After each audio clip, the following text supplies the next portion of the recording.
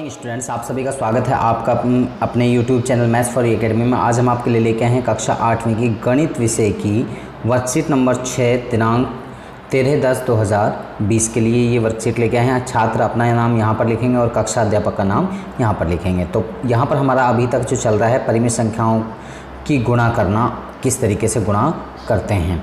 तो परिमेय संख्या वाला चैप्टर अभी तक चल रहा है। तो आगे इसमें क्या चीज़ बताई गई है तो वो हम आगे आपको बताते हैं। तो पहला यहाँ लिखा हुआ जैसा कि हम जानते हैं कि गुणा एक ही संख्या को बार बार जमा करने का प्रतिफल होता है, यानी कि बार बार जमा करना ही क्या कहलाता है, गुणा कहलाता है। तो हमें पता है 4 गुणा के 3 बराबर 12 को ऐसे भी लिखा जा सकता है, यानी कि 4 जमा के 4 जमा के 4, यानी कि ये 12 हो गया। या 4/1 गुणा के 3/1 को 12/1 भी लिखा जा सकता है। ये इस तरीके से लिखते ही ये क्या हो जाता है, परिमेय संख्या होता है, यानी कि अपॉन में लिखते ही किसी भी नंबर को वो, यानी कि उसके अपॉन में अगर आपने 1 लिख दिया तो वो परिमेय संख्या हो जाएगा। तो 4/1 जमा के 4/1 4/1 बराबर 12/1, इस तरीके से भी आप लिख सकते हैं। तो ये आओ ये परिमेय संख्याओं की गुणा को समझें।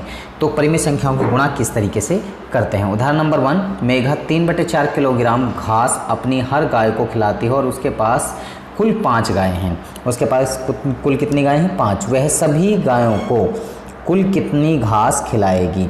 तो अब यहाँ पर किस तरीके से वो अपनी गायों को घास खिला रही है। तो माना 1 किलोग्राम घास, यानी कि ये पूरी की पूरी, और 3/4 किलोग्राम घास खिला रही है तो वो ये, यानी कि 4 हिस्सों में से 3 हिस्सा खिला रही है। 5 गायें हैं तो 5 गायों के लिए कितना खिलाएगी, 3/4 और गुणा के 5 गाय। तो 3/4 3/4 3/4 3/4 3/4 को आपने ऐड किया, सभी ये क्या है 3/4 3/4 है। हर बॉक्स में एक हिस्सा शेष है जो है 1/4 हिस्सा इसमें से शेष है। तो 3/4 को आप 5 से गुणा करेंगे, तो यानी कि आप इस तरीके से भी कह सकते 3/4 जमा के 3/4 जमा के 3/4 जमा के 3/4 जमा के 3/4। इनको अगर आप जोड़ते हैं तो नीचे वाला सब सेम है, तो आपने ये 4 एक बार लिख दिया, और जब जो ऊपर हैं सारे सारे अलग अलग इन सबको क्या करा आपने ऐड कर दिया। वो कितनी बार हैं, 15 बार। तो 3/4 किलोग्राम गुणा के 5, तो आप इसको डायरेक्ट भी मल्टीप्लाई कर सकते हैं। किस तरीके से, तो यहाँ पर जैसे 3/4 है तो गुणा में आपने करना है 5, तो 5 और 3 की गुणा करेंगे तो 15 और बटे में 4, यानी कि ऊपर वाले की ऊपर वाले से मल्टीप्लाई हो जाएगी। इसका अपॉन में आप 1 लिख सकते हैं, क्योंकि अगर 1 से 5 को भाग करेंगे तो फिर भी वो 5 ही रहेगा, इसलिए ये 5/1 लिख सकते हैं। तो 3 और 5 की गुणा करी तो आपकी 15 हो गई, और 4 और 1 की मल्टीप्लाई करी तो आपकी ये 4 हो गई। तो ये 15/4 आपका आंसर हो जाता है, जैसा कि आपको नीचे यहाँ पर दिखाया गया है। तो आगे यहाँ पर किस तरीके से आप आगे सवालों को सॉल्व कर सकते हैं। परिमेय संख्याओं की गुणा बहुत आसान है, बस 2 या 2 से अधिक परिमेय संख्याओं के अंश को अंश के साथ तथा हर को हर के साथ गुणा करने पर हमें प्रतिफल प्राप्त हो जाता है। एग्जाम्पल नंबर 2, सीमा हर रोज़ एक किताब को पढ़ने के लिए आधा घंटा लगाती है और वह किताब को 1/3 दिनों में पूरा पढ़ लेती है। उसने उस किताब को पढ़ने के लिए कुल कितना समय लगाया। तो यानी कि 1/2 घंटे प्रतिदिन देती है, आधा घंटा प्रतिदिन देती है, और इसके बाद में यानी कि वो 1/3 दिन पढ़ती है, तो कितने घंटे लगे उसको, यानी कि उसको लगे 1/6 घंटे। आओ इन्हें हल करें। तो पहला क्वेश्चन है, इस इमारत की ऊंचाई 23/2 मीटर है और उसके बगल की दूसरी इमारत की ऊंचाई 2/3 भाग है, तो दूसरी इमारत की ऊंचाई ज्ञात करो।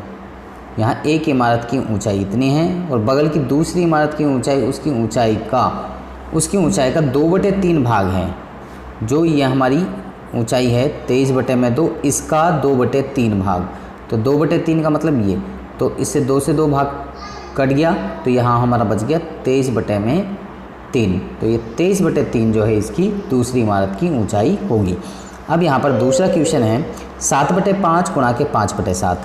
तो यहाँ पर आप इनको गुणा करेंगे तो 5 से आप 5 को काट देंगे, एक बार जाएगा। इसी तरीके से 7 से 7 को भाग करेंगे 1, और 1 की गुणा करेंगे 1, आपका आंसर हो जाएगा।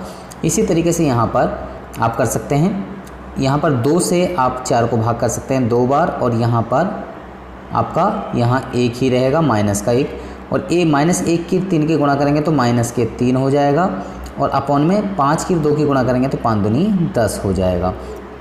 यहाँ पर आप यहाँ अगर गुणा करते हैं तो 2 की 0 की अगर गुणा करेंगे तो यहाँ 0 हो जाएगा, और 6 की 1 की गुणा करेंगे तो अपॉन में 6 हो जाएगा।